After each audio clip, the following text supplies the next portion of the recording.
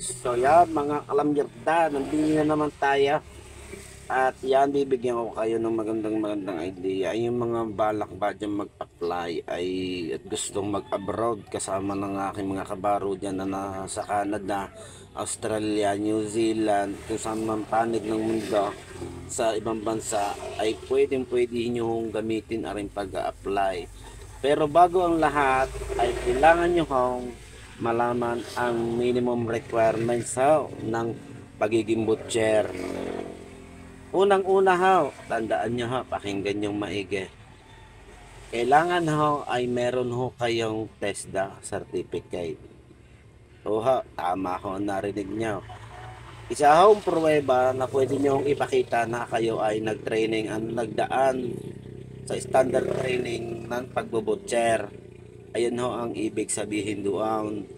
Then, padalawa pakinggan nyo maigay. Baka mamiso ng inyong tainga ay hindi ko na nilalagyan din ng mga caption at baka alam niyo naman ang aking lolo mets, hindi po pwedeng magkalagay na kung ano-ano diyan, baka magsablay ay lalo nang nalantsakan. Padalawa kailangan ay meron kayong minimum 3 years experience. Hindi ko alam kung binabaan nila ang mga sa depende yan sa agency ng inyong applyan. Pero sa tingin ko ay nag-umpisa ako dahil ako'y galing dyan sa pag-apply sa pagbubutcher ay kita kong minimum requirements nila ay 3 years. Pero bagay na siguro ay kayang-kaya nyo naman niya. Kung bata pa naman kayo ay sige, umpisahan nyo na. Ay talagang pag nakarating naman kayo ay di ang pamilya nyo naman ay hayahay naman sadya.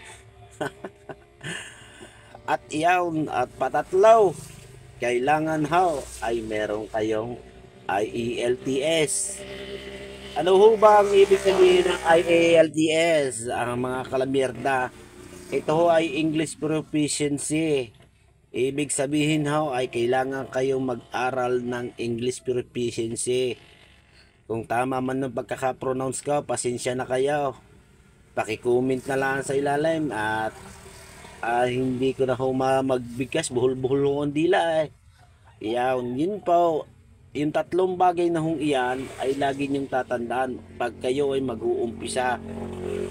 Kung gustuhin nyo naman ay pwede rin kayo training sa slaughter, bas maganda at additional document ng ninyo yan na kayo galing ng TISDA, nag-slaughter kayo bago nanggaling kayo kung saan ang company.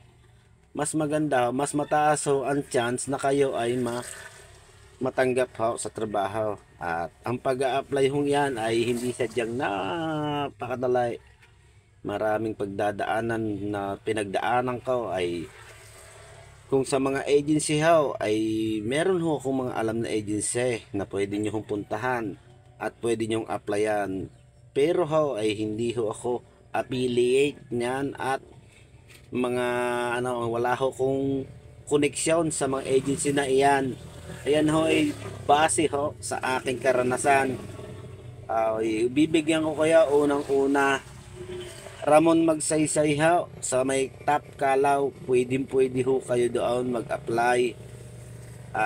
Itanong nyo doon ay kung ano nyo, google nyo sa website at mas madali. Ramon Magsaysay, so kailangan nyo lang mag-register, fill up ang form na kailangan na hinihingi ni Ramon Magsaysay at yun, at antayin nyo ang tawag niya. Pag hindi na aya, ay di mag-walk-in na kayo. Alam ko naman inatanggap sila ng walk-in. Kaya lang, di tatanungin kayo ay kung may ano na kayo, register na kayo sa kanilang online. Ay di mag-register na rin kayo para pagdating nyo doon, sabihin nyo nila ay meron na akong nakaregister din Tsaka, padalawa ISO. Yan. Isa ang ISO na nagpapaalis sa mga butcher din sa Maynila.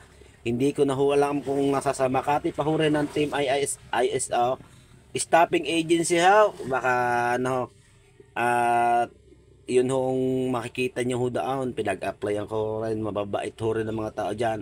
Paalala ko sa inyo, hindi ako affiliate ng anumang company na meron na binabanggit ko at lalong-lalong hindi ako connected sa kanila.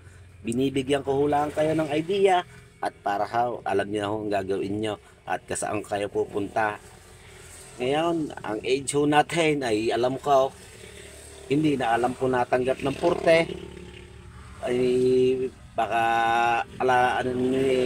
porte na kayo ay mag-a-apply pa ay ewan ko rin, hindi ko rin ho alam. Ay siya pa, nakto, muntikan ko nang makalimutan. Ang IELTS ho ay may score na kailangan na pumasa kayo. Nung panahon kong ako ay nag-a-apply ay uso pa ang 5.0. Ho, tama ho ang dinig nyo, 5.0. Kung naguguluhan mo kayo kung ano yung 5.0 iyan, i-research nyo ho sa YT kung ano man yung mga 5.0 na binabanggit yung yan. Pero pagkakaalam ko ngayon ay natanggap na ho sila ng 4.5. Yan, so ngayon, ayun lang muna sa ngayon mga kalamyerda. Para lang kayo ay ma-inspire at makapunta rin ga sa gusto nyo puntahang bansa. Pag nakuha nyo lahat yung mga nabanggit kong yan, abay, ano bang iniintay natin? Go Power Ranger na ho kayo, ay puntahan nyo na ho yung gusto nyo applyan. At ayan ho naman ay para sa pamilya nyo. Once na nag-gets nyo yan, nakuha nyo na yung mga anong yan, ay mapapagayan na kayo sa mga tropa at mga kabaro ko na nasa Canada. Yan, at laging nyo tatandaan, pag naandun na, ay isipin unang-una ang pamilya. Wag yung pang sarili ay naandini nga, ay baka naman nakalimutan na ang pamilya. Hindi, joke lang. Ayun ay sadyang pag nandoon na ay pamilya talagang kukuhanin niya. Dahil may PR ho doon. Pwede nyo hong i-PR ang inyong mga pamilya. Meaning ho, permanent residence. Pero hindi ko ho alam ngayon kung ano hong rules na ho ngayon sa Canada regarding ho dyan sa PR na yan. Pero itanong-tanong nyo ho lang sa mga butcher at sila ho mas mga nakakaalam dyan, lalong lalo na ho sa mga nasa Canada na at nasa Australia. Sila ho talaga nakaalam na kung anong rules, kasi ho nababago ho ang rules ng isang bansa. Ay hindi ho katulad sa atin, ang rules ay rules at rules, nadadagdagan pa nga. Ayan, kaya yan mga kalamyerda, lagi niyong tandaan, ang pagbubutcher ay mahirap sa umpisa, pero pag iyong nagamay, sadya ka naman, madaling-madali na yan. Para ka na lang nagdo-drawing sa papel. Masarap ang buhay ng pagbubutcher, kaya lang may kasamang sakripisyo talaga naman tunay. Kaya iyon, lagi nyo tandaan, ang kalamyerda nyo ay magbibigay ng idea upang kayo ay magtuloy-tuloy ang progreso. Sige po mga kalamyerda, ingat kayo palagi. Shout out lahat po sa followers ko, sa mga kabaro ko, mga butcher, shout out sa inyo, I love you all.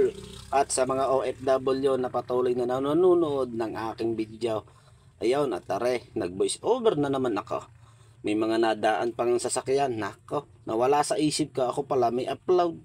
Thank you, I love you.